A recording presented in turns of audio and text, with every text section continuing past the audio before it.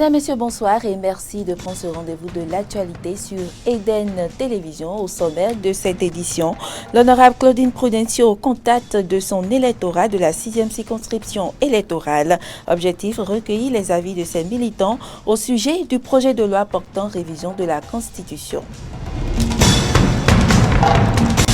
La conférence d'entente nationale s'est achevée ce dimanche au Mali. Elle est destinée à favoriser la réconciliation nationale dans le pays, mais la question du statut de l'Azawad demeure un point d'achoppement. Et puis en Serbie, Alessandro Vučić remporte la présidentielle. Il a ainsi élu président du pays au premier tour de ce scrutin face à 10 autres candidats.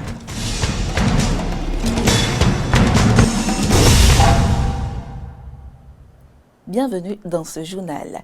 L'honorable Claudine Prudencio donne la parole au peuple sur le projet de loi portant révision de la Constitution. L'élue de la 6e circonscription électorale et présidente de la commission de l'éducation de l'Assemblée nationale a donc tenu ce dimanche avec ses militants et mandant une rencontre d'échange. Rencontre au cours de laquelle certains ont fustigé ou approuvé des dispositions du texte et d'autres demandé des éclaircissements. Mais tous sont unanimes sur la nécessité d'amender le projet avant qu'il ne soit voté. Suivez ce reportage de Aristide Setti. Une salle des fêtes archi-comble, des participants studieux et attentifs, une élue politique à l'écoute de ses électeurs. C'est le décor que présentait ce dimanche 2 avril 2017 la rencontre entre l'honorable Claudine Afiavi Prudencio et des centaines de militants et sympathisants de son parti, l'Union pour le développement du Bénin Nouveau UDBN à Godomé dans la 6e circonscription électorale. Au menu de ces échanges, le projet de révision de la Constitution soumis par le gouvernement du président Patrice Talon aux députés. Il est revenu au secrétaire général de l'UDBN d'implanter le décor. Les langues se délient, les prises de position sont de toute nature et pourtant nous avons besoin de discuter, d'échanger afin de trouver ensemble les meilleures résolutions qui doivent régir notre nation commune. C'est dans cet élan que notre présidente, l'honorable Claudine Afiavi Prudencio, a trouvé juste de s'entretenir avec nous. Une approche pédagogique pour mieux appréhender le contenu du texte en cours d'étude au Parlement. Voilà donc l'option prise par l'honorable Claudine Afiavi Prudencio qui s'en explique. Cela fait maintenant plusieurs semaines que le projet de révision de la Constitution du 11 décembre 1990, loi fondamentale de notre cher pays le Bénin, agite l'actualité politique et le monde intellectuel. Après les tentations et tentatives manquées des présidents Mathieu Kérékou et Boni Yayi, après l'initiative avortée des députés de la 4e législature, nous voici de nouveau en pleine conjecture sur la révision de la Constitution. De 3 heures, article par article, ont été exposés et traduits en langue nationale fongbe, la plus parlée dans la localité, les nouvelles dispositions contenues dans le projet de révision. Les participants à la rencontre ont ensuite eu droit à la parole, les uns pour fustiger certains aspects du contenu, les autres pour en approuver, d'autres encore pour demander des éclaircissements, mais tous unanimes sur la nécessité d'amender le document avant son adoption. C'est le sens de l'engagement qu'ils ont fait prendre à l'honorable Prudencio en fin de séance. Si vos amendements sont acceptés, vous m'avez dit tout à l'heure que je peux voter la loi. C'est bien ça? Voilà. L'initiative de la présidente de l'UDBN a rempli de joie les populations de la 6e circonscription électorale qui ont souhaité voir leurs suggestions prises en compte dans l'optique d'une révision à l'avantage de tous les citoyens. Et dans le même rôle que l'honorable Claudine Prudencio, 24 heures plus tôt, le ministre de la Justice met en présence des journalistes comme en de pareilles circonstances, maître Joseph Diogbenou a justifié certaines dispositions du projet de loi portant révision de la Constitution, tel l'alignement de la durée des mandats présidentiels, législatifs et communaux sur 6 ans. Et comme vous pouvez en douter, cela a suscité les réactions des journalistes. Cette rencontre d'échange initiée par le gouvernement au profit des acteurs des médias vise l'appropriation du projet de loi portant modification de la Constitution par les journalistes. Plusieurs ministres du gouvernement étaient présents à la dite rencontre de ce samedi. Pour le garde des Sceaux, le moment est venu pour expliquer à ceux qui informent le peuple le contenu du projet de loi de révision de la Constitution. Dans sa présentation, Joseph Diogbenou a donné des précisions liminaires sur le document avant d'insister sur les dispositions formelles. Après avoir rappelé la procédure à suivre pour aboutir à la validation ou non d'un projet de loi de révision de la Constitution, le ministre de la Justice a apporté des explications sur certaines dispositions essentielles comme l'alignement de la durée des mandats des élus à 6 ans. Et concernant la modification de la suppression du renouvellement du mandat du président de la République, Joseph Diogbenou clarifie. Quel est le moindre mal? Le moindre mal, est-ce en considérant que moyennement les présidents ne sont pas trop bons, il faut renouveler leur mandat? Ou avec cette considération, il faut soulager le pays d'un président qui, par hypothèse, n'est pas trop bon. Il n'a pas ignoré les vertus du renouvellement des mandats. Il considère qu'il faut être davantage prévisible. On peut regretter un président très bon et lancer le défi que ses successeurs seront meilleurs à lui. Mais un président qui n'est pas bon, qui est même moyennement mauvais, il faut éviter que l'État souffre de sa présence une virgule de seconde de plus. C'est le choix qu'elle fait. Le garde des Sceaux a profité pour donner les raisons qui justifient l'organisation décalée de l'élection présidentielle et des autres élections. Il n'a pas occulté les dispositions relatives au financement public des partis politiques en référence à l'article 5 nouveau, ni la responsabilité des gouvernants qui suscitent, selon l'orateur, de vives contestations. Après avoir conclu son exposé, Joseph Diogbenou a accordé la parole aux acteurs des médias. Si dans leur prise de parole, certains ont félicité le gouvernement, d'autres ont effectué des apports tout en étant d'accord pour la perfectibilité du document, tandis que d'autres ont été plus ou moins acerbes. Est-ce que vous pensez aujourd'hui, monsieur le ministre, que ce projet apporte un impact véritablement social? Alors, ce qui engage les ressources de l'État, il prend sur lui la responsabilité de décider et après de faire le point aux députés.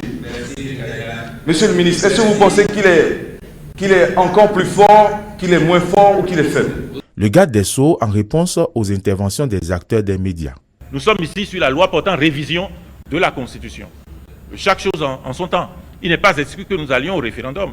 Mais pour le moment, ce sont les 4/5 que nous poursuivons dans le cadre du dialogue. Je veux dire encore une fois, s'il y a des amendements qui sont possibles, ces amendements sont possibles et nécessaires dans le cadre du dialogue institutionnel à l'Assemblée nationale.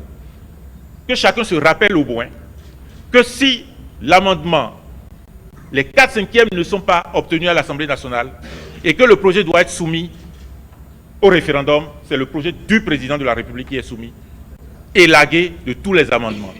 En attendant que les élus du peuple ne montrent la voie à suivre, les échanges sur le projet de loi de révision de la Constitution continuent loin des micros et caméras.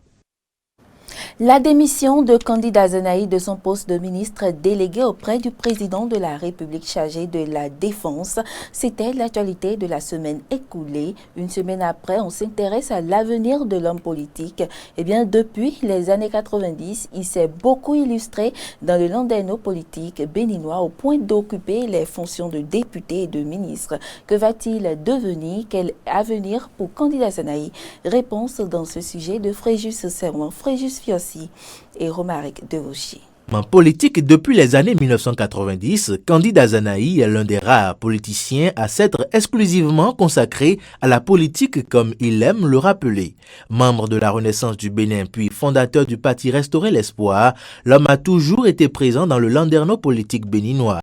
Député de la 2e, 3e, 4e et 6e législature, ministre de l'ancien président Boni Yayi et dernièrement ministre délégué chargé de la défense nationale du premier gouvernement de Patrice Talon, d'où il vient de démissionner dans un environnement de contestation des réformes politiques en cours, notamment la révision de la Constitution du 11 décembre 1990. Moins d'un an qu'il cédait sa place d'élu du peuple à son suppléant pour regagner l'équipe gouvernementale de son ami et président Talon, dont il est l'un des premiers et principaux soutiens, mais qu'il n'hésite pas à quitter.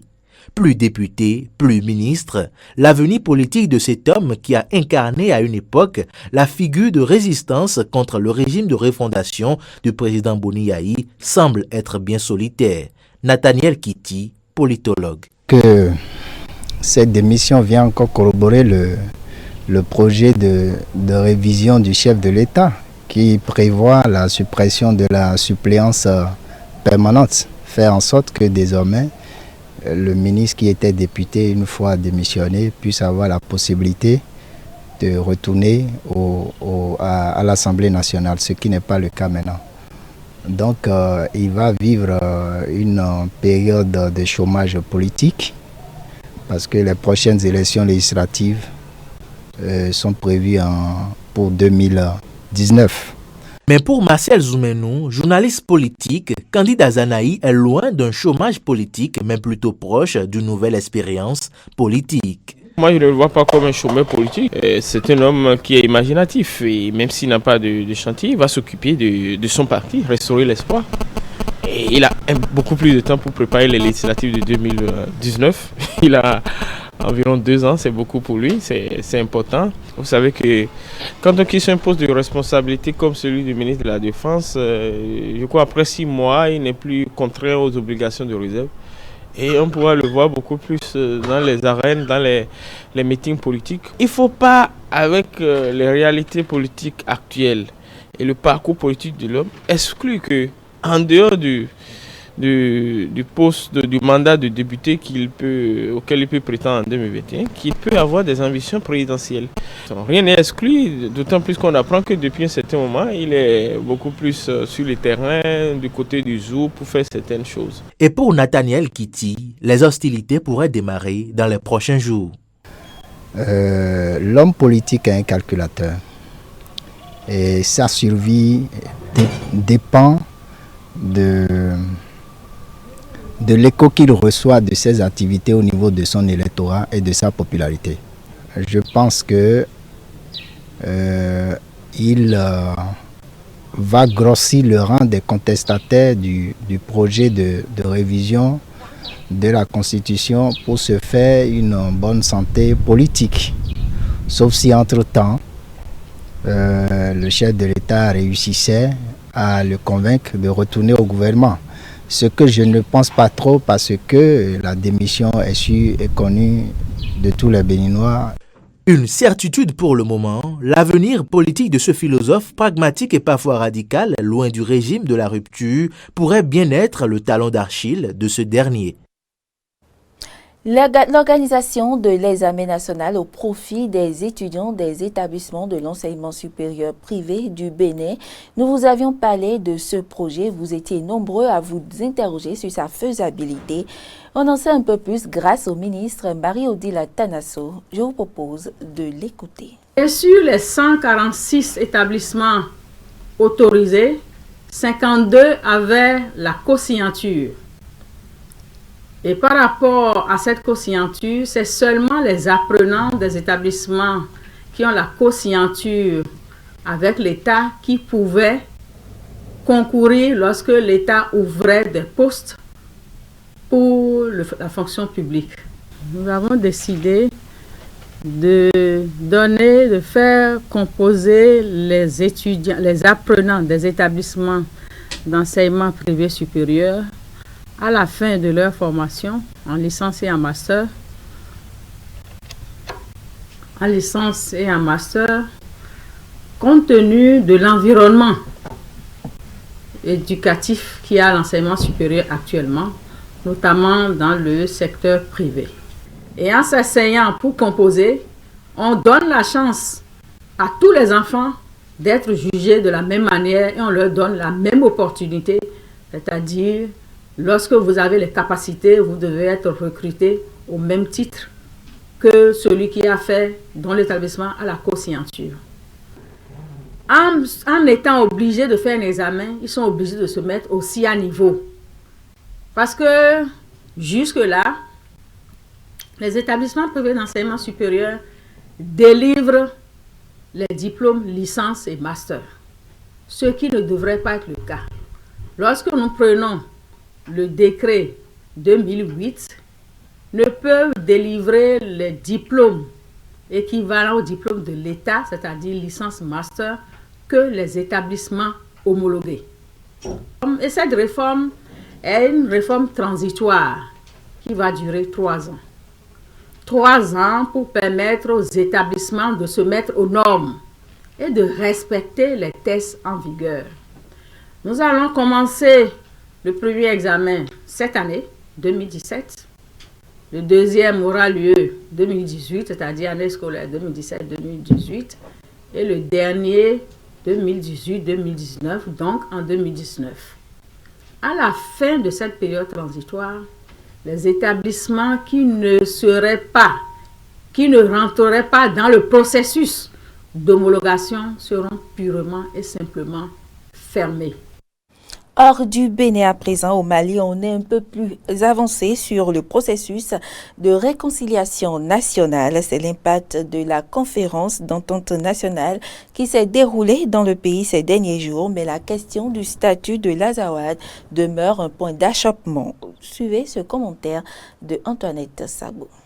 La première phase de la conférence d'entente nationale malienne s'est achevée dimanche à Bamako sans que la question du statut de l'Azawad, appellation donnée au nord par d'Est rebelles, ne fasse l'objet d'un consensus, nous rapporte l'agence France Presse. Mais pour l'heure, les participants à cette conférence ne veulent que retenir la tenue de cette conférence qui marque une avancée vers la cohésion nationale. Nous pensons que nous avons trouvé gain de cause parce que pour nous, l'essentiel, c'est de réunir tout le monde. C'est de réunir tous les fils du pays. C'est de donner le temps aux gens de s'exprimer. C'est de donner le temps, même la problématique de l'Azawad, de le discuter à la maison avant de venir. C'est ça l'essentiel pour nous. Pour nous, il faut faire en sorte qu'il n'y ait plus de rébellion encore. Et pour qu'il n'y ait plus de rébellion, il faut toucher de doigt les problèmes. Il ne faut pas faire le semblant. Qu'on se retrouve en tant que Maliens pour rebâtir ce que nous-mêmes nous avons détruit. Parce que ce qui est sûr et certain, chacun est responsable d'une partie. D'autres par leur négligence, d'autres par leur complicité, d'autres par leur paresse. Donc que Dieu merci, que tous les Maliens se lèvent et se donnent la main en vue de reconstruire ce qu'eux-mêmes ils ont cassé.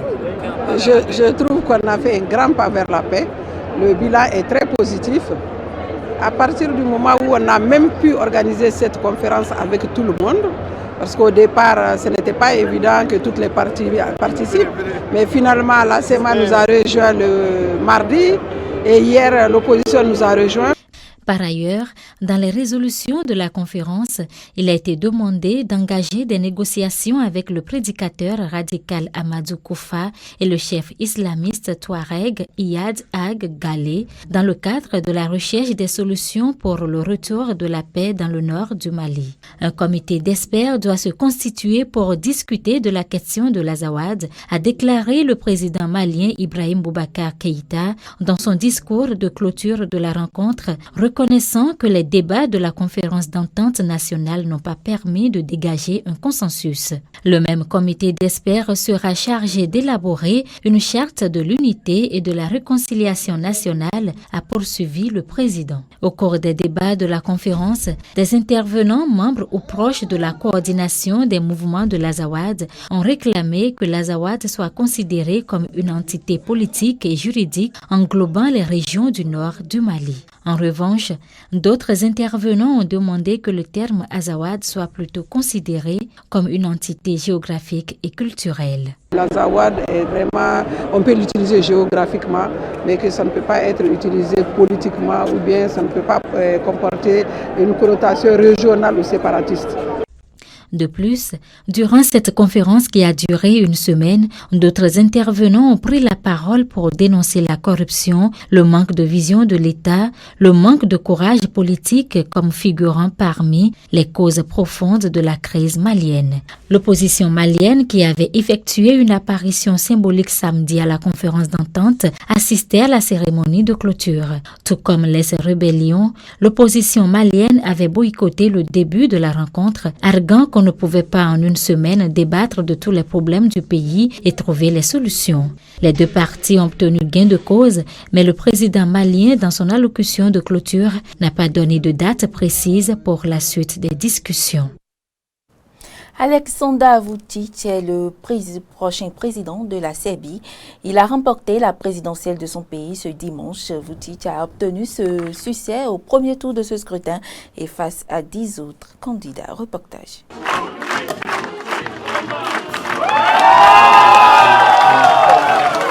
Le premier ministre de la Serbie, Aleksandar Vučić, a remporté dès le premier tour de la présidentielle dimanche face à 10 opposants qui l'ont accusé en vain de dérive autoritaire pendant la campagne. Ces craintes n'ont guère convaincu les électeurs.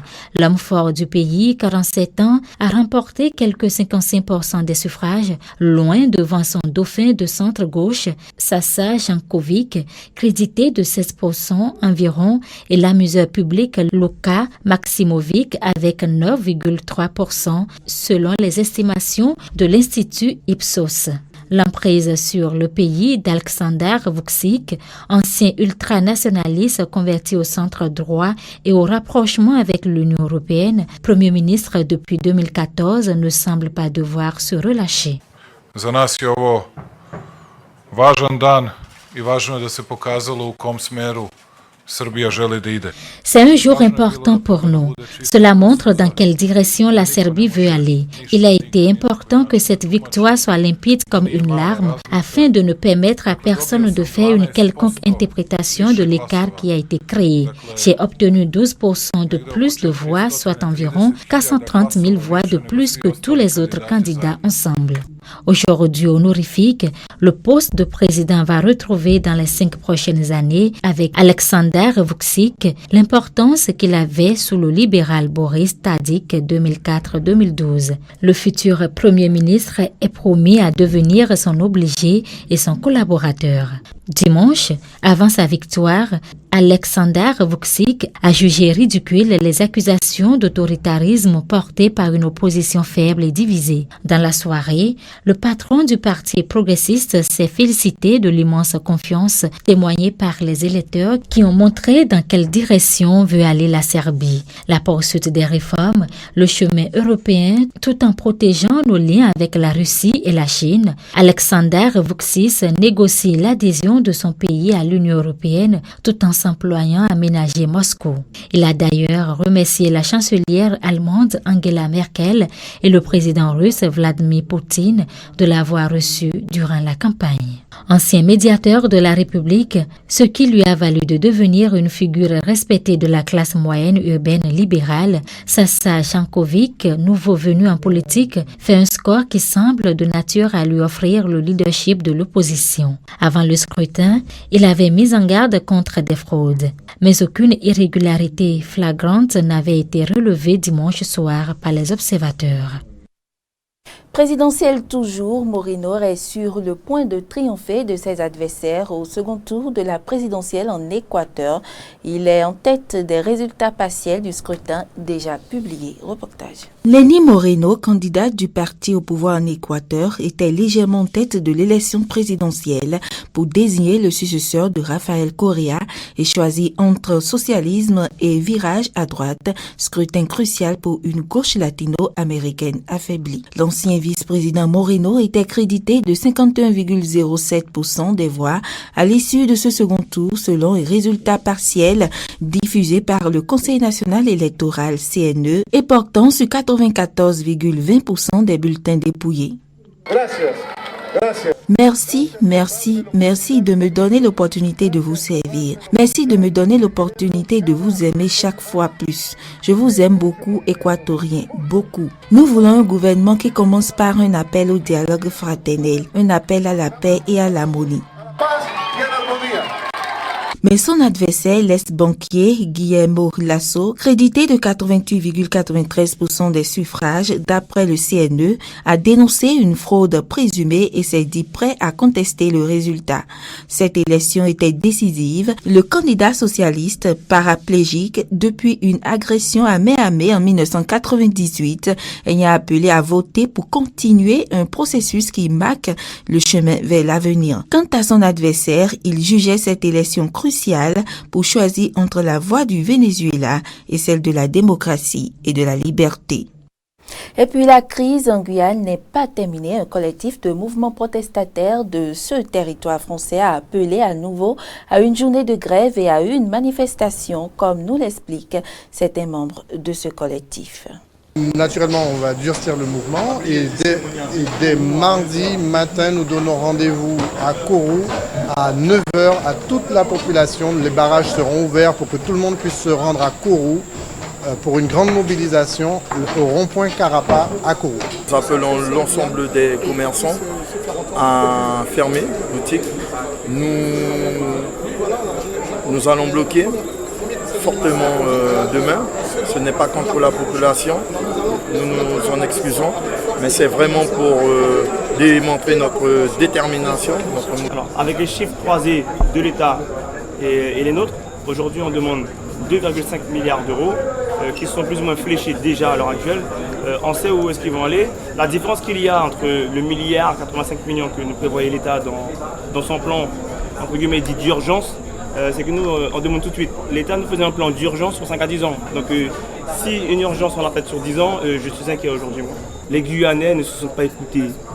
On a l'impression que nous ne sommes pas valorisés en tant que tels. Et à partir du moment où les gens pensent ça, que vous le vouliez ou non, la question existentielle de l'identité refait surface.